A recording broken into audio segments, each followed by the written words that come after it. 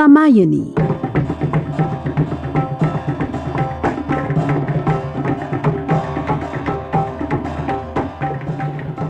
कामायनी जयशंकर प्रसाद के सुप्रसिद्ध महाकाव्य कामायनी का ये रेडियो धारावाहिक नाट्य रूपांतर प्रस्तुत करने जा रहे हैं।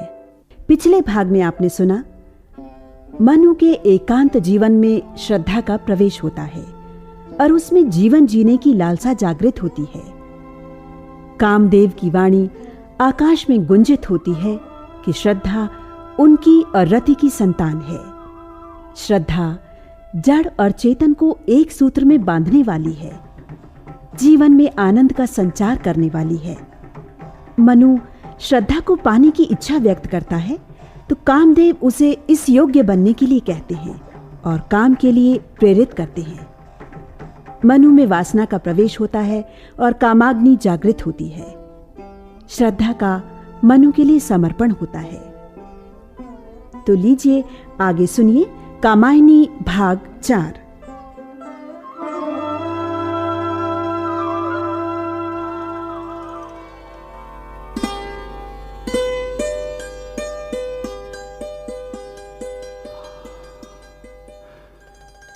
आज ले लो चेतना का ये समर्पण दान।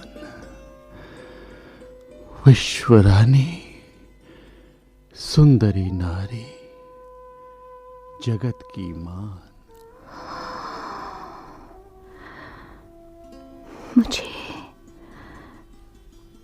मुझे आत्मसमर्पण का आमंत्रण तो मिला, मैंने उसे स्वीकार भी किया, किंतु न जाने क्यों मेरा मन संकोच से दबा जा रहा है।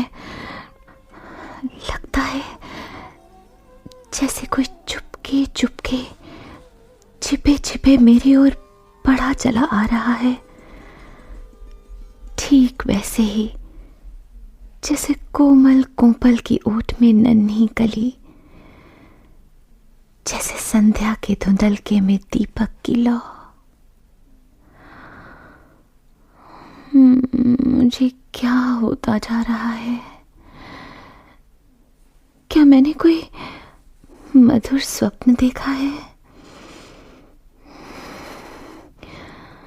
मेरा मन उन्मादग्रस्त क्यों हो रहा है? मैं अपनी सुध बुध क्यों भूली जा रही हूं?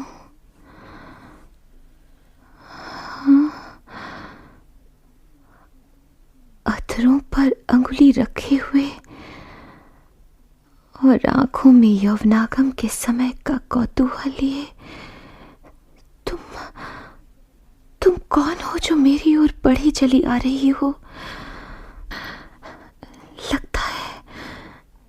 लगता है जैसे तुमने मुझे आलिंगनबद्ध करने के लिए अपनी कोमल बाहें फैला रखी हैं।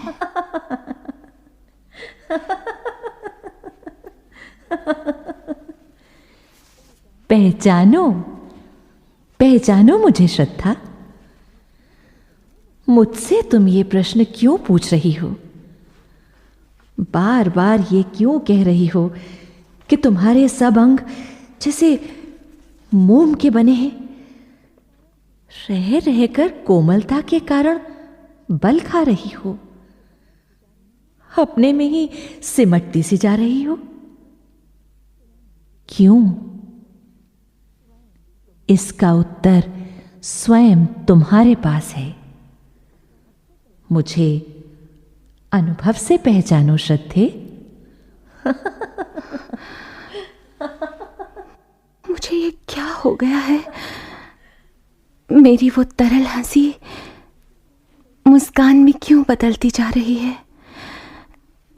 क्यों हो गई है मेरी ऐसी दशा कि प्रत्यक्ष देखती हूं सब जो वो बनता जाता है स्वप्न। मैं मनु को छूना चाहती हूं, परंतु एक हिचक है जो मुझे रोक लेती है। उन्हें देखने की इच्छा होती है, परंतु देखने से पहले ही पलकें आंखों पर झुक जाती हैं। कुछ परिहास करना चाहती हूं, कुछ शब्द मुंह से फूटना चाहते हैं, पर सब जैसे अधरों तक आकर रुक जाते हैं। सोचो, पहचानो, अनुभव करो। अनुभव तो कर रही हूं, पर रोमांच से भर गई हूं मैं। मेरे रोम रोम मुझे आगे बढ़ने से रोक रहे हैं। तुम हो कौन? क्या हृदय की परवशता हो? तुमने मेरी सारी स्वतंत्रता छीन ली है। जो स्वच्छंद सुमन खिले थे, तुम जीवन वन से उन्हें बीन रही हो। इतना न चमत्कृत हो बाले, अपने मन का उपचार करो। मैं एक पकड़ जो कहती, ठहरो, कुछ सोच विचार करो। किंतु प्रकृति का ये उन्मत्त कर देने वाला सौंदर्य और मेरा ये यौवन। ठीक है, तुमने यौवन प्राप्त कर लिया है, किंतु तुम ये नहीं जानती कि यौवन चंचल होता है। तुम्हारे लिए तो वो केवल आनंददायक ही है। याद रखो, यौवन पहाड़ी झरने की भांति है। जैसे पहाड़ी झरना आकाश तक पहुंचने वाली पर्वत की ऊंची चोटियों से बहता हुआ चला आता है। उसकी गति में कलरव और चट्टानों से टकराने के कारण एक कोलाहल होता है। वो अपने जल के कारण बिजली की भांति चमकदार होता है।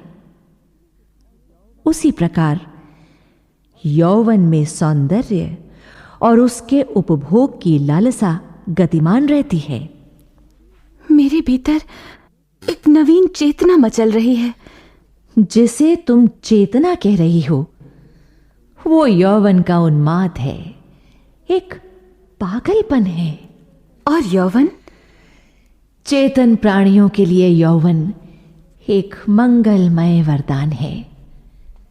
इसे ही सौंदर्य कहते हैं। यौवन काल बड़ी विचित्र परिस्थिति है।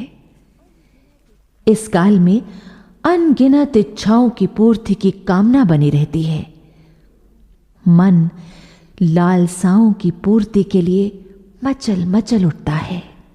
पर तुम्हारी अद्भुत गुनगुनाहट ने तो जैसे मेरी मन की गतिविधियों पर पहरा बिठा दिया है। ये तो कहो, तुम हो कौन?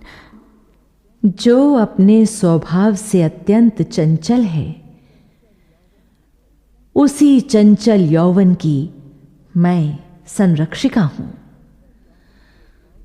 मैं चंचल यौवन को गौरव और महिमा का पाठ पढ़ाती हूं।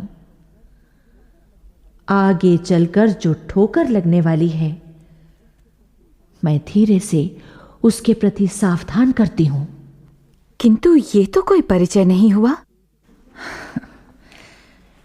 प्रलय के पूर्व जिस समय देव जाति इस लोक में निवास करती थी, उस समय मैं भी थी।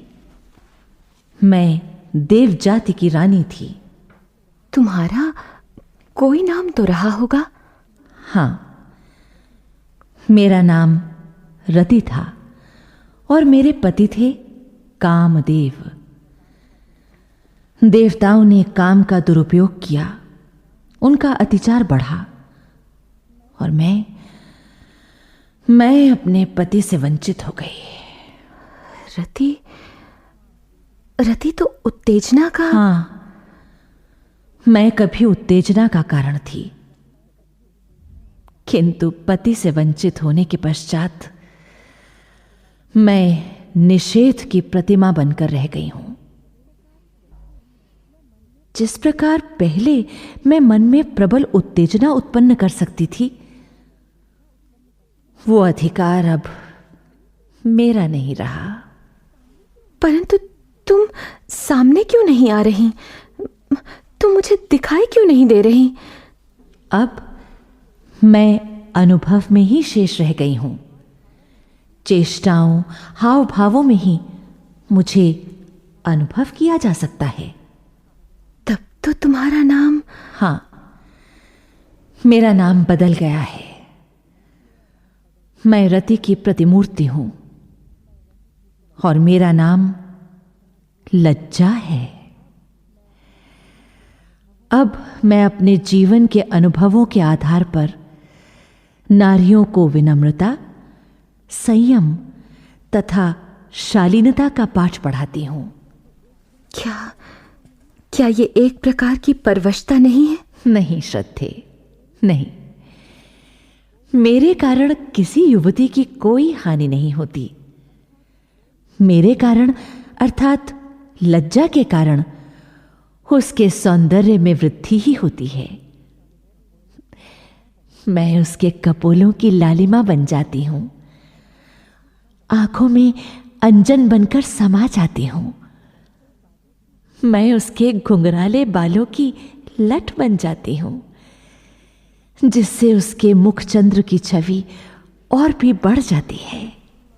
परंतु मन में तो तुम बाधा ही खड़ी करती हो। नहीं श्रद्धे, वो बाधा नहीं है। वो तो एक ऐसा अनुशासन है जो कहता है कि सहसा ही आत्मसमर्पण मत करो, बल्कि अपने अहम की, अस्तित्व की रक्षा के प्रति सजग रहो। तुम जो कुछ भी कह रही हो वो ठीक ही होगा, किंतु मैं तो दुविधा में पड़ गई हूं। मुझे ये तो बताओ कि मेरे जीवन का उद्देश्य क्या है? मैं किस रास्ते पर चलूं? मुझे तो इस संसार में चारों ओर घोर अंधकार ही दिखाई देता है। ऐसा केवल इसलिए कि तुम अपने आप को एक अबला नारी मात्र समझ बैठी हो। तुम्हें लगता है कि तुम्हारे अंगों की कोमलता और सुंदरता तुम्हारी पराजय का कारण बन जाएगी। शायद तुम ठीक ही कह रही हो।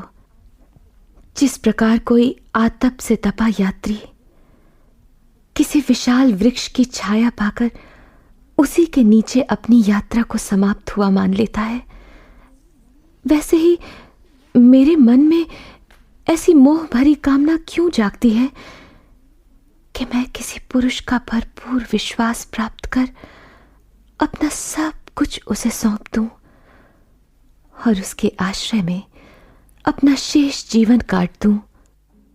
श्रद्धे, शायद तुम मुझे ठीक से ग्रहण नहीं कर पा रही हो।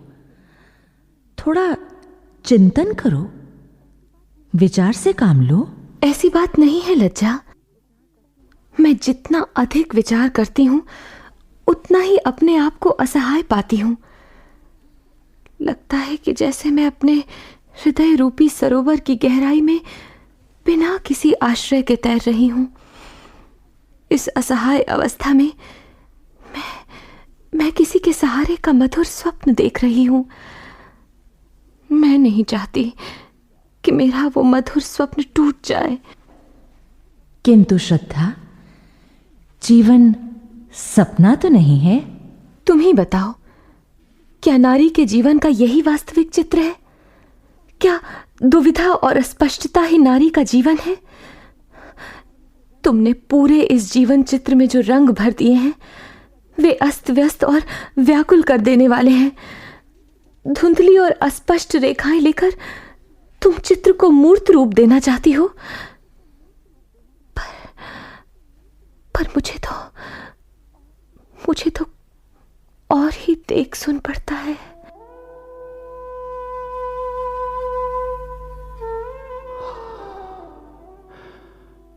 आज ले लो चेतना का ये समर्पण दान।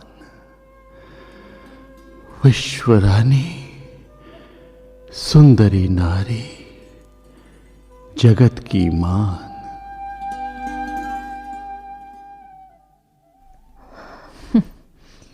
यही तो कठिनाई है तुम्हारी।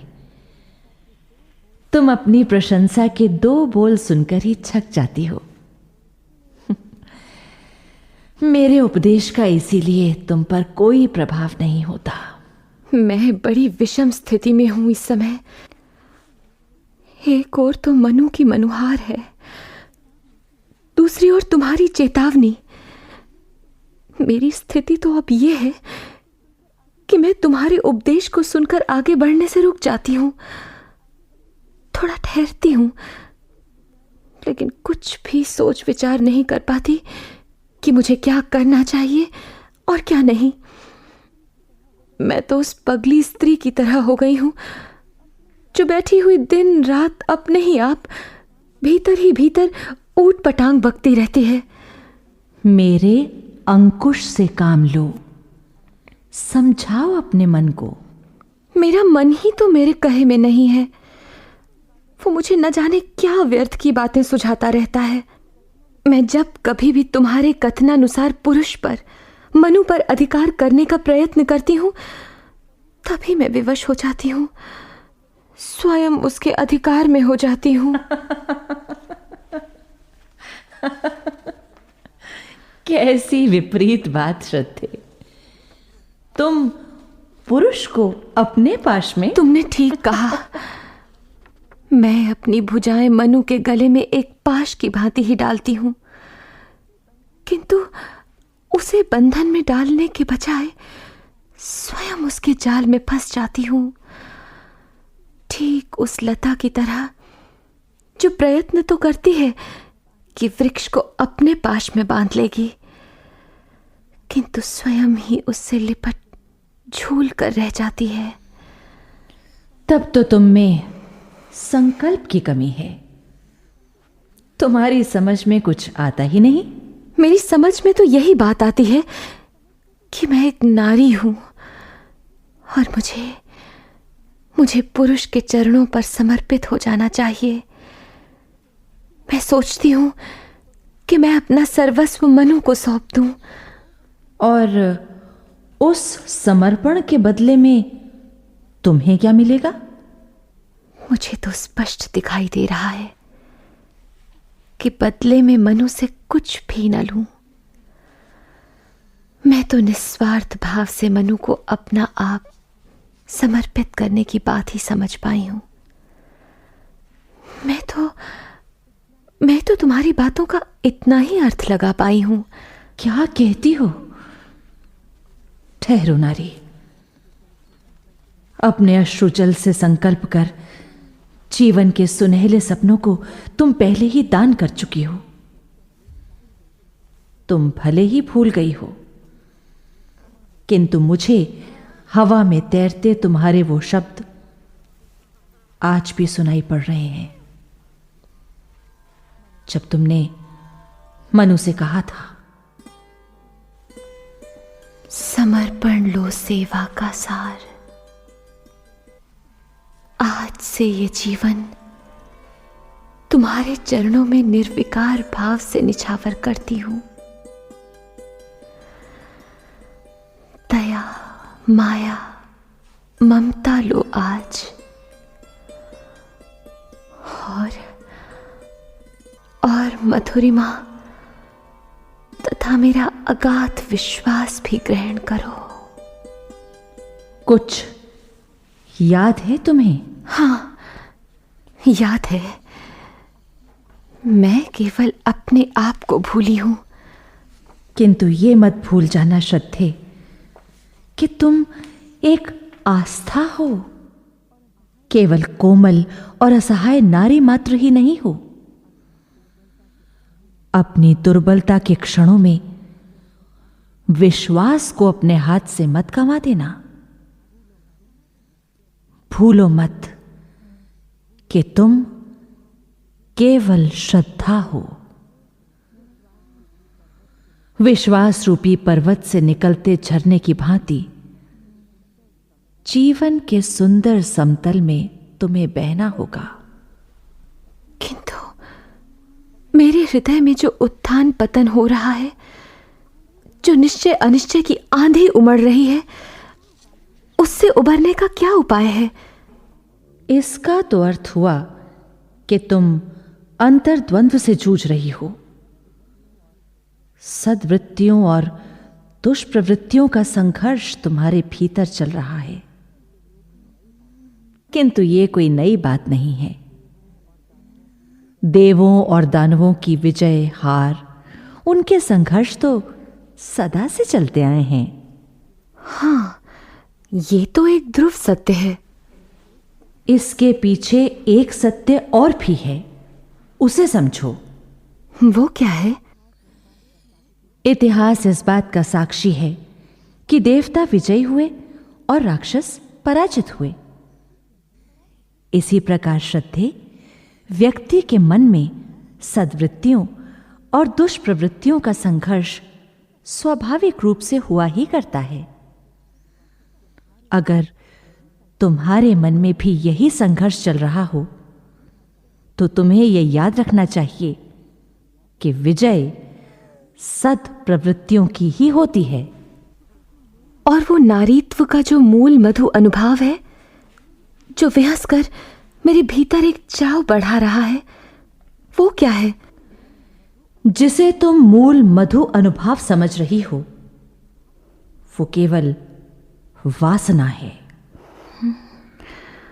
और उससे सुरक्षित रखने के लिए ही मैं तुम्हारे निकट आई हूं। तुम शायद मेरी स्थिति को समझ ही नहीं पा रही हो। मैं सब कुछ समझ रही हूं। मैं जानती हूं कि इस समय तुम्हारी स्थिति एक पराजित व्यक्ति की भांति है।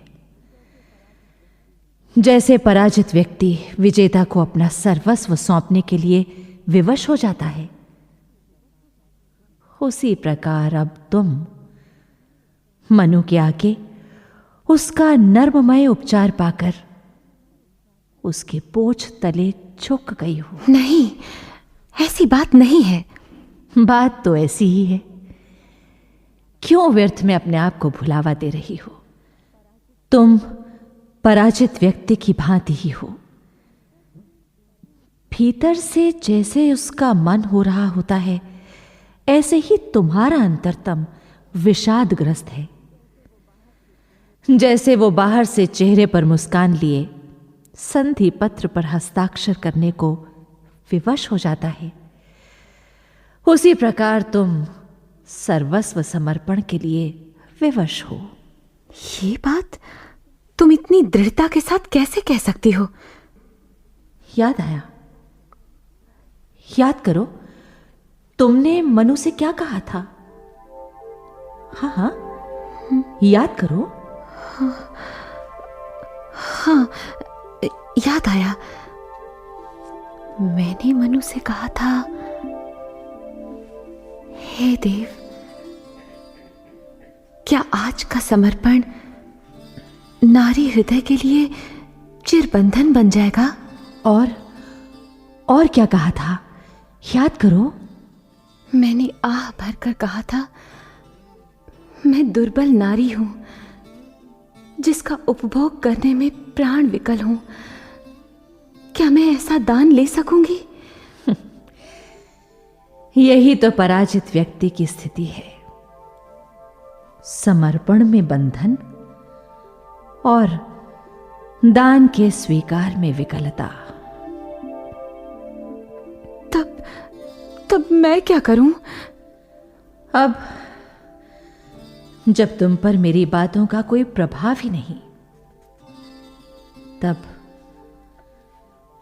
आंसू से भीगे अंचल पर मन का सब कुछ रखना होगा।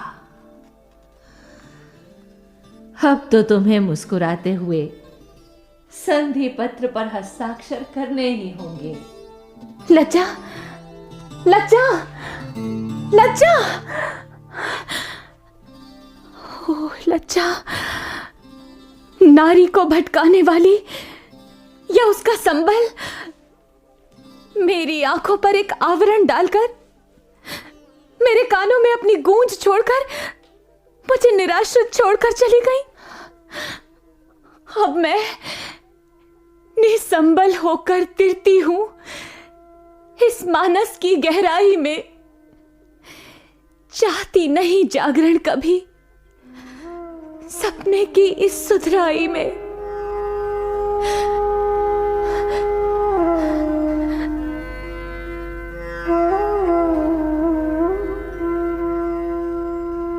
देख लो दिग्बंधुओं, देख लो,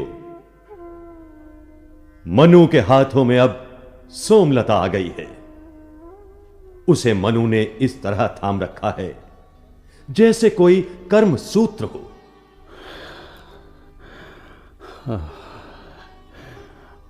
मेरे मन में नई नई अभिलाषाएं क्यों हिलोरें ले रही हैं? एक नवीन आशा जैसे मुझे किसी ओर खींचे चली जा रही है। रह रहकर सोम रस पान करने की लालसा मन को आकुल कर रही है। ये मुझे क्या होता जा रहा है? क्या हो रहा है?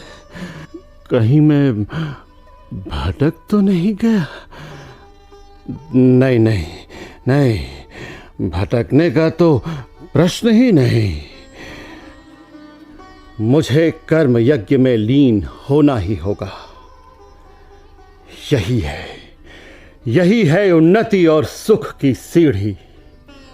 हाँ, यही कर्म तो मेरे लिए सुख और उन्नति का द्वार खोलेगा।